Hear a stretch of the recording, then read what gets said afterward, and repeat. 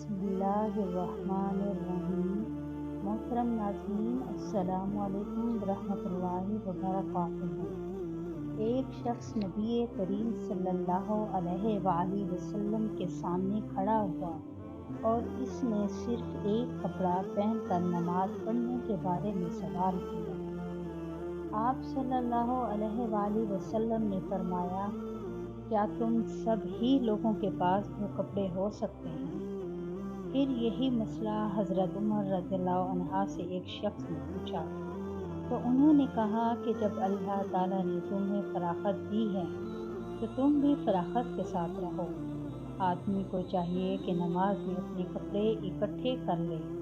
کوئی آدمی تبند اور چادر میں نماز پڑھے، کوئی تبند اور قمیض، کوئی تبند اور قبا میں، کوئی پاجامہ اور چادر میں، کوئی پاجامہ اور قمیض میں، کوئی پاجامہ اور قبا میں، کوئی جھانگیا اور قبا میں، کوئی جھانگیا اور قمیض میں نماز پڑھے۔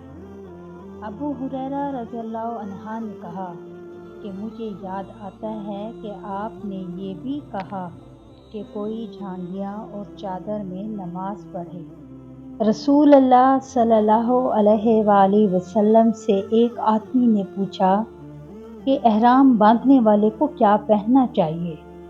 تو آپ نے فرمایا کہ نہ قمیض پہنے، نہ پاجامہ، نہ بران کوٹ اور نہ ایسا کپڑا جس میں زعفران لگا ہوا ہو اور نہ وارث لگا ہوا کپڑا۔ پھر اگر کسی شخص کو جوتیاں نہ ملیں جن میں پاؤں کھلا رہتا ہو، وہ موزے کاٹ کر پہن لے تاکہ وہ ٹخنوں سے نیچے ہو جائیں۔ اور ابن ابی ذئب نے اس احادیث کو نفع سے بھی روایات کیا۔ انہوں نے ایسا ہی حضرت صلی اللہ علیہ وآلہ وسلم سے بھی روایات کیا ہے۔ نبی کریم صلی اللہ علیہ وآلہ وسلم نے سما کی طرح کپڑا بدن پر لپیٹ لینے سے منع فرمایا، اور اس سے بھی منع فرمایا کہ آدمی ایک کپڑے میں اعتباء کرے اور اس کی شرمگاہ پر علیحدہ کوئی دوسرا کپڑا نہ ہو۔ نبی کریم صلی اللہ علیہ وآلہ وسلم نے دو طرح کے بیع و فراخت سے منع فرمایا، ایک تو چھونے کی بیع سے اور دوسرا پھینکنے کی بیع سے، اور استعمال سما سے جس کا بیان اوپر گزرا، اور ایک کپڑے میں کوٹ مار کر بیٹھنے سے۔ حضرت ابو ہریرہ رضی اللہ عنہ نے فرمایا کہ اس حج کے موقع پر مجھے حضرت ابوبکر رضی اللہ عنہ نے یوم نحر ذو الحج کی 10ویں تاریخ میں اعلان کرنے والوں کے ساتھ بھیجا تاکہ ہم منی میں اس بات کا اعلان کر دیں کہ اس سال کے بعد کوئی مشرک حج نہیں کر سکتا اور کوئی شخص ننگے ہو کر بیت اللہ کا طواف نہیں کر سکتا۔ حمید بن عبد الرحمن نے کہا، اس کے بعد رسول اللہ صلی اللہ علیہ وآلہ وسلم نے حضرت علی رضی اللہ عنہ کو حضرت ابوبکر رضی اللہ عنہ کے پیچھے بھیجا اور انہیں حکم دیا کہ وہ سورہ برات پڑھ کر سنا دے اور اس کے مضامین کا عام اعلان کر دے۔ ابو ہریرہ رضی اللہ عنہ فرماتے ہیں کہ حضرت علی رضی اللہ عنہ نے ہمارے ساتھ نحر کے دن منی میں 10ویں تاریخ کو یہ سنایا کہ آج کے بعد کوئی مشرک نہ حج کر سکے گا اور نہ بیت اللہ کا طواف کوئی شخص ننگے ہو کر سکے گا۔ میں جابر بن عبداللہ انصاری کی خدمت میں حاضر ہوا۔ وہ ایک کپڑا اپنے بدن پر لپیٹے ہوئے نماز پڑھ رہے تھے، حالانکہ ان کی چادر الگ رکھی ہوئی تھی۔ جب آپ نماز سے فارغ ہوئے تو ہم نے کہا، اے ابو عبداللہ، آپ کی چادر رکھی ہوئی ہے اور آپ اسے اوڑھے بغیر نماز پڑھ رہے ہیں۔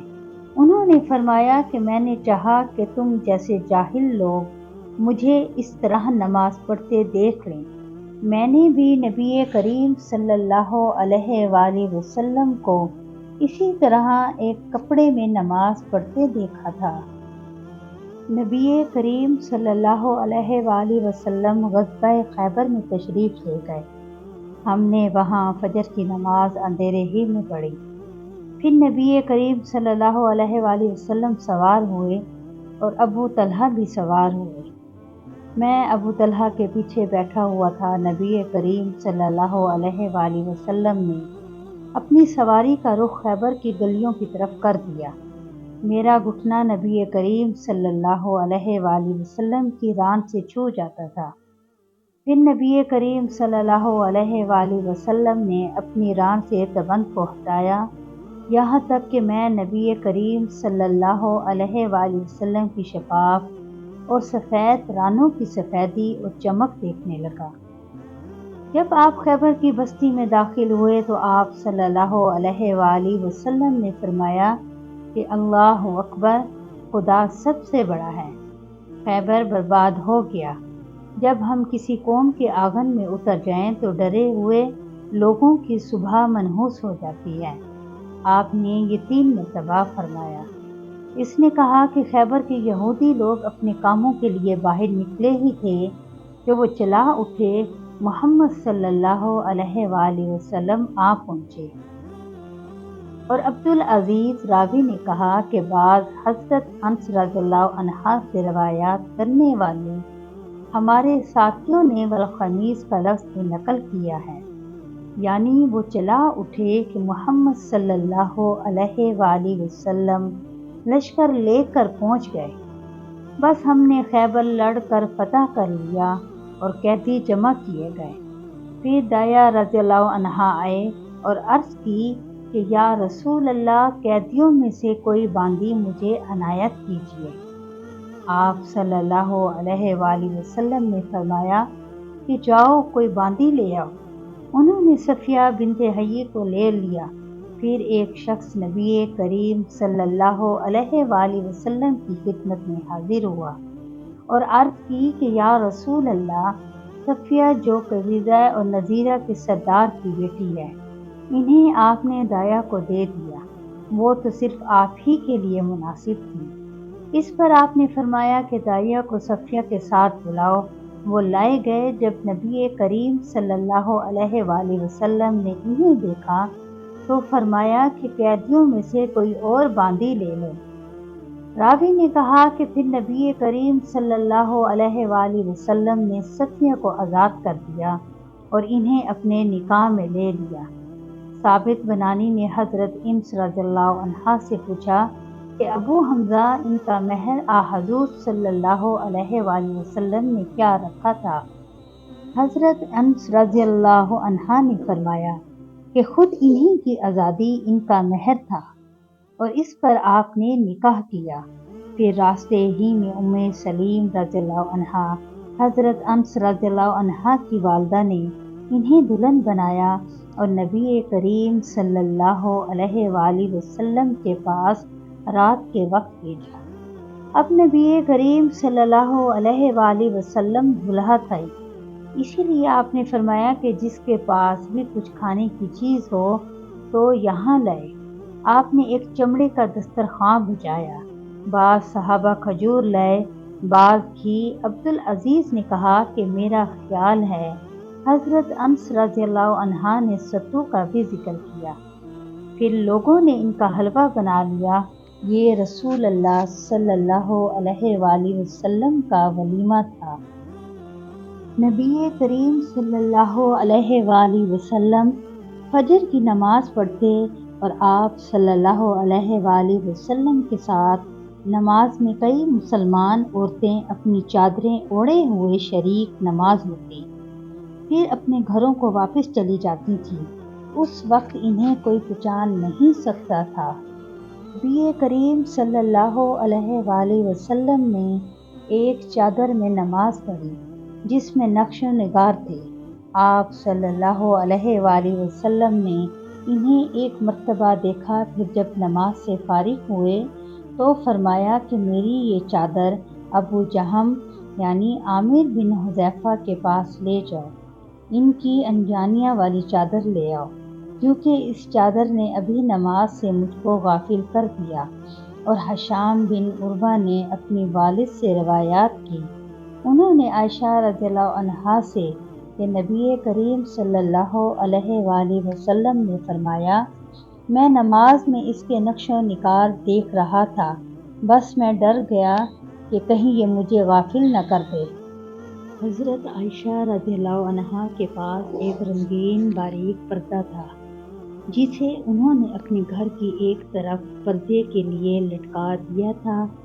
آپ صلی اللہ علیہ وآلہ وسلم نے فرمایا کہ میرے سامنے سے اپنا یہ پردہ ہٹا دو، کیونکہ اس پر نقش شدہ تصاویر برابر میری نماز میں خلل انداز ہوتی رہی ہیں۔